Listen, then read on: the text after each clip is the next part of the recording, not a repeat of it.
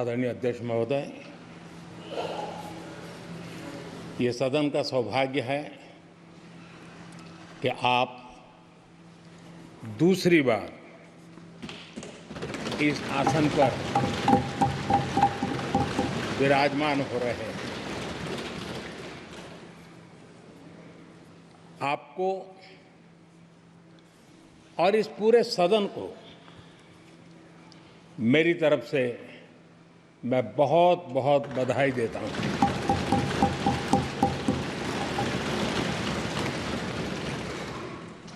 आदरणीय अध्यक्ष जी,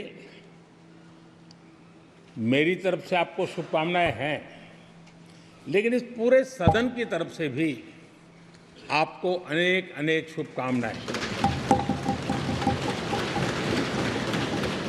अमृत काल के इस महत्वपूर्ण कालखंड में दूसरी बार इस पद पर विराजमान होना बहुत बड़ा दायित्व आपको मिला है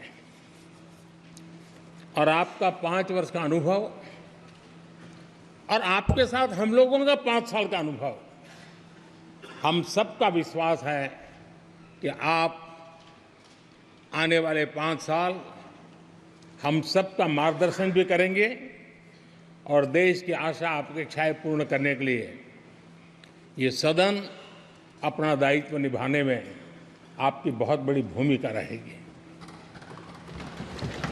आदरणीय अध्यक्ष जी, हमारे शास्त्रों में कहा गया है कि विनम्र और व्यवहार कुशल व्यक्ति सफल सहज रूप से होता है और आपको तो उसके साथ साथ एक मीठी मीठी मुस्कान भी मिली हुई है। आपके चेहरे को ये मीठी मीठी मुस्कान पूरे सदन को भी प्रसन्न रखती है। मुझे विश्वास है आप हर कदम पर नए प्रतिमान, नए कीर्तिमान गढ़ते आए हैं। 18वीं लोकसभा में स्पीकर का कार्यभार दूसरी बार संभालना ये अपने आप में एक बड़ा नया रिकॉर्ड बनते हम देख रहे हैं। श्री बलराम जाखड़ जी वो पहले ऐसे अध्यक्ष थे जिन्होंने 5 साल कार्यकाल पूरा करके फिर दोबारा उनको स्पीकर बनने का अवसर मिला था। उसके बाद आप हैं जिन्हें 5 साल पूर्ण करने के बाद दोबारा इस पद पर आसीन होने का अवसर मिला। गत 20 साल का एक ऐसा कालखंड रहा है कि ज़्यादातर स्पीकर या तो उसके बाद चुनाव नहीं लड़े हैं या तो जीत करके नहीं आए हैं। आप समझ सकते हैं कि स्पीकर का काम कितना कठिन है कि उसके लिए दोबारा जीतना मुश्किल हो जाता है, लेकिन आप जीत करके आए हैं, इसके लिए एक नया इतिहास आपने गढ़ा। आदरणीय अध्यक्ष जी, इस सदन में ज़्यादातर हमारे सभी माननीय सांसद आपसे परिचित हैं, आपके जीवन से भी परिचित है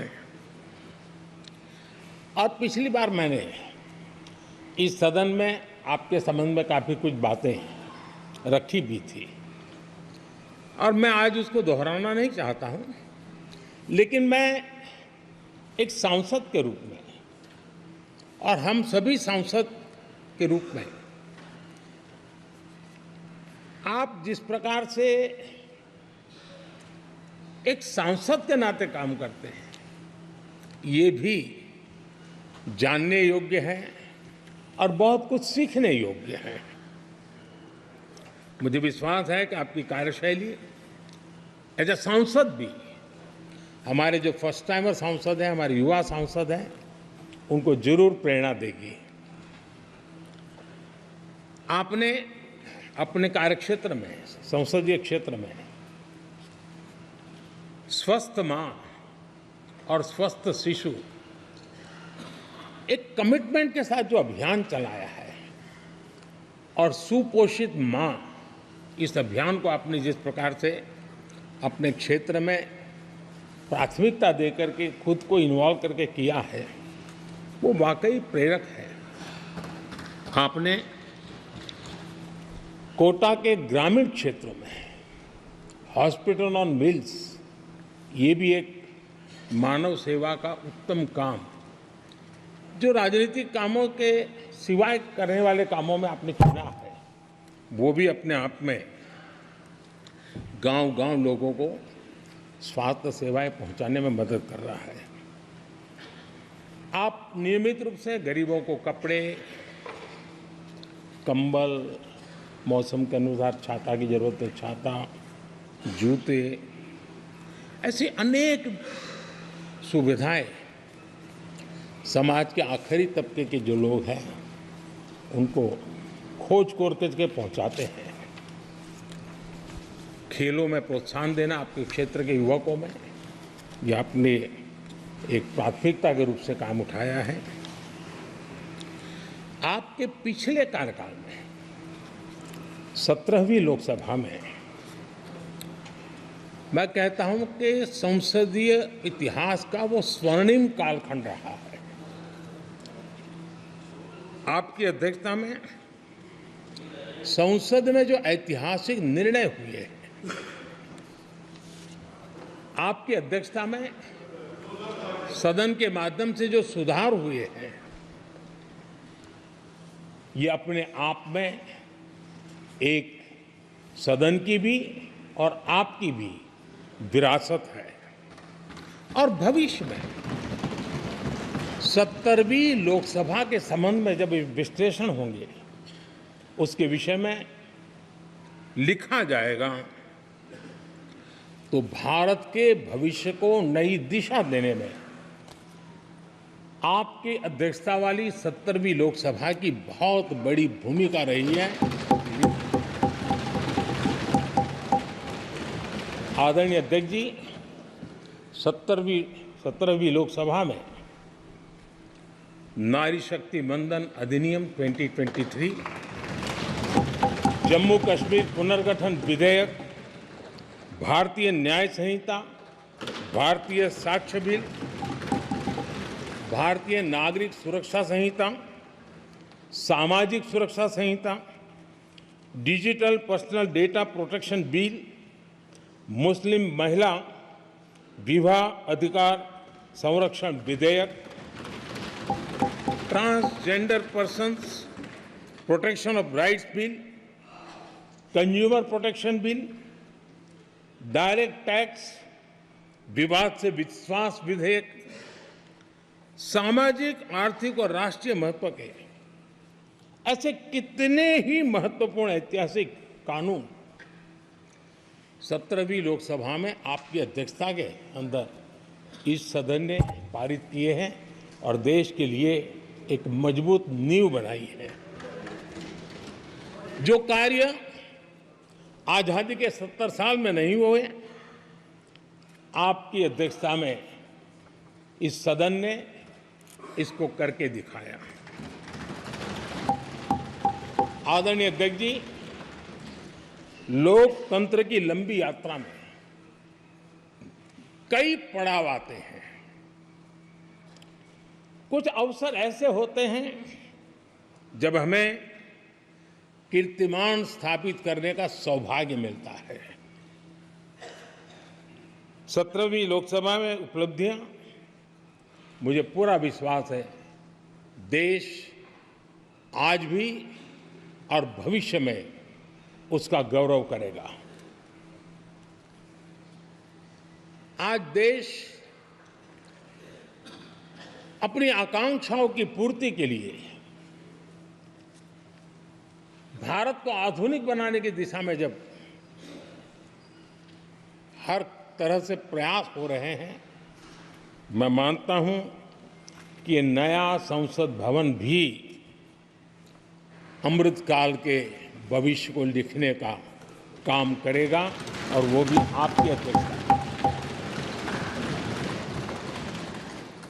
नए संसद भवन में हम सबका प्रवेश आपकी ही अध्यक्षता में हुआ और आपने संसदीय कार्यप्रणाली को प्रभावी और जिम्मेदार बनाने का कई महत्वपूर्ण फैसले लिए हैं और इसलिए लोकतंत्र को मजबूती देने में मदद मिली है। लोकसभा में हम पेपरलेस डिजिटल व्यवस्था से आज काम कर रहे हैं। पहली बार आपने सभी माननीय सांसदों को ब्रीफिंग के लिए एक व्यवस्था खड़ी की। इससे सभी माननीय सांसदों को भी आवश्यक रेफरेंस मटेरियल मिला। उसके कारण सदन की चर्चा अधिक पुष्ट हुई और ये आपका एक अच्छा इनिशिएटिव था जिसने सांसदों में भी विश्वास पैदा किया। हाँ, मैं भी कुछ कह सकता हूँ, मैं भी अपने तर्क दे सकता हूँ।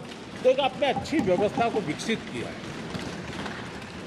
आदरणीय अध्यक्ष जी, G20 भारत की सफलता के एक महत्वपूर्ण पृष्ठ है, लेकिन बहुत कम चर्चा हुई है, वो है P20 और आपके नेतृत्व में G20 देशों के जो पीठासीन अधिकारी हैं, स्पीकर्स हैं, उनका सम्मेलन आपकी अध्यक्षता में हुआ और अब तक P20 के जितने सम्मेलन हुए हैं उसमें ये ऐसा अवसर था कि दुनिया के सर्वाधिक देश आपके निमंत्रण पर भारत आए और बहुत ही उत्तम प्रकार के निर्णय उस समिट में हुए और उसने विश्व में भारत की लोकतंत्र की जो प्रतिष्ठा है उसको गौरव देने में बहुत बड़ा रोल अदा किया है। आदरणीय अध्यक्ष जी, ये हमारा भवन ये सिर्फ 4 दीवारें नहीं है। हमारा ये संसद 140 करोड़ देशवासियों की आशा का केंद्र है।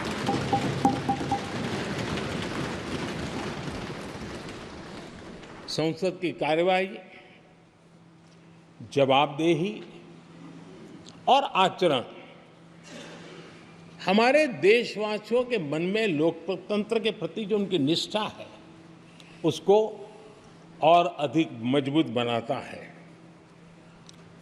आपके मार्गदर्शन में 17वीं लोकसभा उसकी प्रोडक्टिविटी 25 साल के हाईएस्ट लेवल पर 97% रही और इसके लिए सब माननीय सदस्य तो अभिनंदन के अधिकारी हैं, लेकिन आप विशेष अभिनंदन के अधिकारी हैं। कोरोना जैसे मुश्किल कालखंड में आपने हर सांसद से व्यक्तिगत फोन पर बात करके उनका हाल पूछा। कहीं किसी सांसद की बीमारी की खबर आई तो आपने सदन के अध्यक्ष के नाते व्यक्तिगत रूप से उसकी चिंता की और वो सभी दल के सांसदों से जब मुझे सुनने को मिलता था, मुझे बड़ा गर्व होता था कि जैसे आप इस सदन के परिवार के मुखिया के रूप में उस कोरोना कालखंड में भी व्यक्तिगत चिंता करते थे। कोरोना काल में भी आपने सदन का काम रुकने नहीं दिया। सांसदों ने भी आपके हर सुझाव को सर आंखों पर चढ़ाया।